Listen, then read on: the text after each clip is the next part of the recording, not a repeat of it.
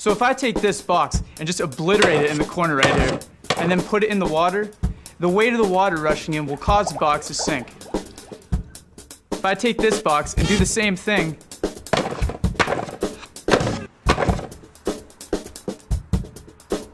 it tips over a little bit, but it still floats. This box uses the same kind of design that naval architects use to prevent ships 1,000 times bigger from sinking. What's so special about this box that prevents it from sinking, even with the big hole in its side?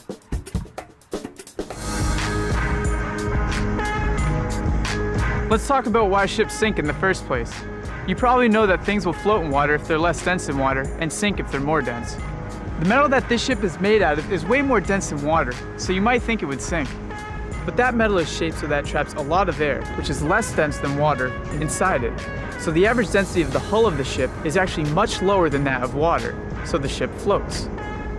But if the hull springs a leak and fills up with water, there's no more air to lower the average density of the hull, so the ship sinks. The design of this box basically prevents too much water from getting into it. This box's hull was divided up into watertight compartments with these walls called bulkheads. So when I made a hole right here, only this compartment filled up with water. The rest stayed dry and were able to keep the box afloat. This box is subdivided, and so is this ship. Say the ship is divided into 10 watertight compartments. If one area of the ship got damaged, only that compartment would flood, but not any of the others. The added weight of the water here would cause the ship to tip over a little, to be angled or trimmed in the water, but it wouldn't completely sink and could still be taken to a port for repairs. So even with subdivision, why do ships still sink? Well, it's impractical and expensive to design an unsinkable ship, especially because most of the time, ships just don't see that much damage.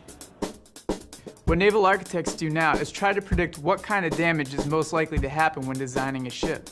Now, ships are more complicated than this box. Naval architects have to think about where to subdivide the ship, the shape of the hull, and equipment that goes into the compartments.